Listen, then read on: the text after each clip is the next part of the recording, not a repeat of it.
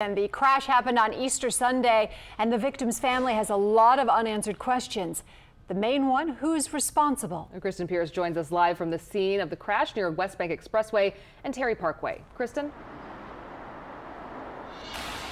Natalie and Karen, this really is just tragic. The 51-year-old man was walking along the side of the road when a vehicle hit him. I talked to family members earlier. They say the worst part about it is that the driver just kept on driving. When I went to the hospital, I just was overwhelmed by things. David Shields, along with the rest of his family, is in disbelief as they mourn the death of Joseph Noel. The 51-year-old was walking here on the side of the road of the West Bank Expressway when he was hit by a vehicle. New Orleans police say it happened shortly before 3 in the morning on Easter Sunday. Joseph died 2 days later at the hospital. It's a very terrible loss, you know. Not seeing him around anymore, that is terrible for us.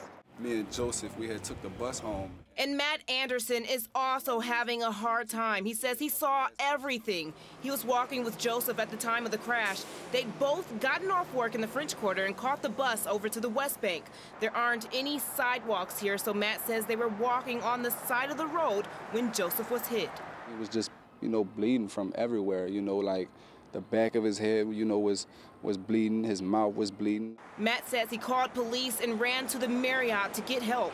I never thought I'd, be so close to something like that in my life, so it was very, very scary. Matt says what happened is tragic, and David says the hardest part is that the driver of the vehicle that hit his nephew never even stopped. He wants that person to go to police. If you turn yourself in, you're showing sorrow, you're not showing guilt. You're showing sorrow, you're showing that you didn't mean for this to be like this.